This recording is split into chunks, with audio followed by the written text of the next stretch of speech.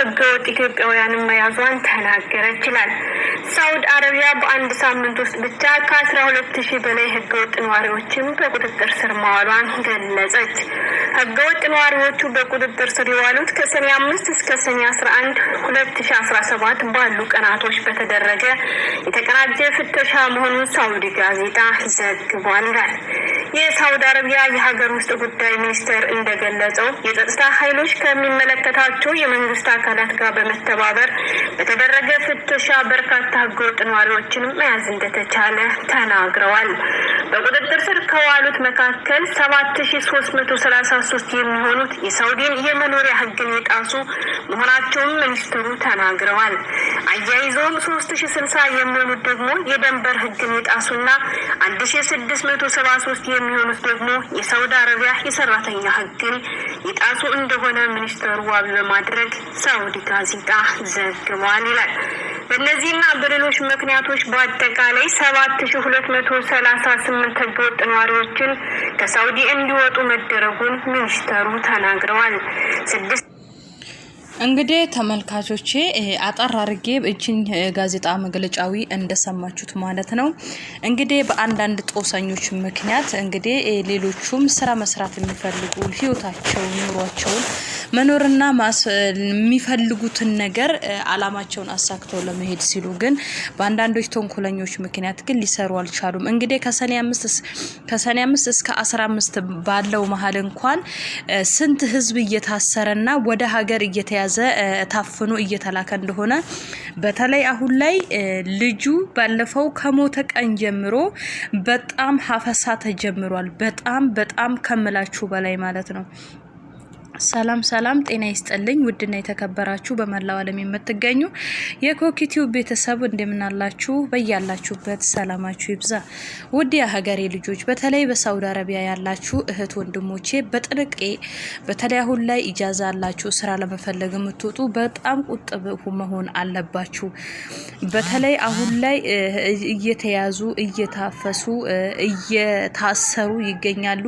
በተለይ ይሄ ልጅ እንግዲህ በሪያድ አካባቢ በእስትራሃ ላይ ህይወቱ ካለፈ ጀምሮ ቴዲ የሚባል ባለፈው ዘግቤላችኋለሁ 2 ቪዲዮ ላይ እሱ ከተያዘበት ቅጽበት ጀምሮ ስራቸውን በስርዓት የሚሰሩ ብዙ ነገር ህይወታቸውን የሚቀይሩ በተለይ በገጠር ያሉ ከጊንጥ ጋር እየታገሉ ህይወታቸውን ለማሸነፍ የሚታገሉ እንደነኚህ ያሉ ምስኪኖች ንጹሃን ዜጎችም አብረው እየተጨፈለቁ እየታሰሩ ይገኛል ማለት ነው። አንድ ሰው የአንድን ሰው ህይወት ብቻ ያጠፋ ይመስለዋል እንጂ የመላ ህዝብን የብዙ ሰው ጉሮሮን እንደዘጋ ነው ማወቅ ያለባችሁ። ነገር ግን አሁንም የሳውዲ ፖሊስ የቴዲን አገዳደል ቪዲዮ እስትራሃ ላይ ባለው ባገኘው ሁለቱን ተከታትሎ በቁጥጥር ስር አውሏል። ዋናው ግን ገዳይ የተባለው አልተያዘም ማለት ነው። መቼም ከዚህ ሀገር አይወጣም። በተለይ ሰው ጋር ነው የሚደበቀው፣ ምድር ውስጥ አይገባም። እንዲህ ያለ ሰው ካላችሁ አሳልፋችሁ ሰጣችሁ ህግ የልጁን ደም ዋጋ ወይ ደግሞ ፈጣሪ የልጁን ደም ማውጣቱ አይቀርምና እንደዚህ አይነት ነገርም የምትሸሽጉ እባካችሁን አሳልፋችሁ ለህግ ስጡት ነው የምለው ይሄ ሰው። ስለዚህ በዛ የተነሳ ያንን ሰው ለማግኘት ሳይለት ቤት እያንኳኩ እየሰበሩ ያላሰቡት ልጆች እየገጠማቸው በጣም በሺዎች የሚቆጠሩ ወደ እስር ቤት ተወረወሩ ይገኛሉ ማለት ነው። በተለይ አሁን ላይ እረፍት ብላችሁ ያላችሁ እቺ ውላፈን እስከምታልፍ ቤት ላይ አርፋችሁ ቁጭ ማለትና መጠበቅ መታገስ አለባችሁ። ስራ አጣን የምትሉ ሁላ ማለት ነው። ስለዚህ እባካችሁን ራሳችሁን ጠብቁልኝ እና ተመልካቾቼ ምን ልላችሁ ፈልጋለሁ፣ እባካችሁንና ከእንዲህ ያለ አጸያፊ ወንበዴ ጋራ ከመዋል አንዳንዴ ራሳችሁን እኔ ከእንደዚህ ጋር ነኝ የራሳችሁን ህይወት ስራ አንዳንዴ ለሰው አሳልፋችሁ አትንገሩ። የራሳችሁ ሚስጥር በራሳችሁ አድርጉ። የሆነ እንገባለን ጨርሰናል ብላችሁ ስትሉ የሆነ ቀዳዳ ተበስቶ ይጠብቃችኋል። ስለዚህ ስደት ደግሞ ሰውን እየበላ በተለይ አሁን ላይ ሊገቡ የተነሱ ልጆች የተለያዩ ልጆች ህይወታቸው በማይሆን ነገር እያለፈ እየተቀጠፈ ይገኛልና ምን ልላችሁ ፈልጋለሁ፣ እረፍት ያላችሁ በያላችሁበት ኢጃዛ ቤት ታረጋጉ። ወጣ ማለት አቁሙ። ስራችሁን በተለይ እቺ ግርግር እስክታልፍ ድረስ ራሳችሁን ጠብቁ እባካችሁን። እንግዲህ ከሰኔ 5 እስከዚች መሀል ራሱ በሺዎች የሚቆጠሩ እስር ቤት ገብተዋል። ከብዙ ጥቂቱን ነው ያስደመጥኳችሁ ማለት ነው ይሄ የተነበበላችሁና እባካችሁን ስለዚህ እንዲህ ያለ ወንጀል አስጸያፊ ነገር የምታደርጉ እግዚአብሔር ልቦና ይስጣችሁ። እባካችሁ እንደዚህ አታድርጉ፣ ተው።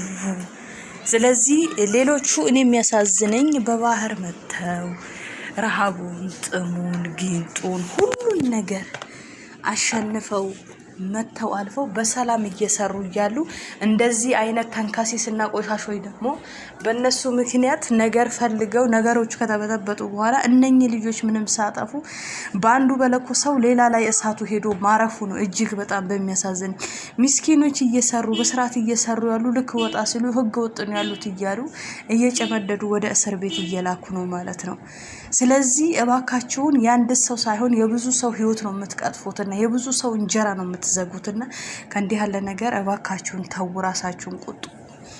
ከሀገር ቤት እንደዛ ሰላም ቢጠፋ በተለይ ደግሞ በስደት መታችሁ እንደዚህ ሰላም የምትነሱ ሰዎች ግን ጤነኛ ናችሁ? ቢያንስ ለራሳችሁ ሰላም ብታጡ ለሰው ልጅ ሰላም ስጡ።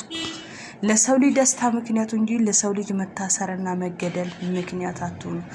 እባካችሁን ፈጣሪን ፍሩ።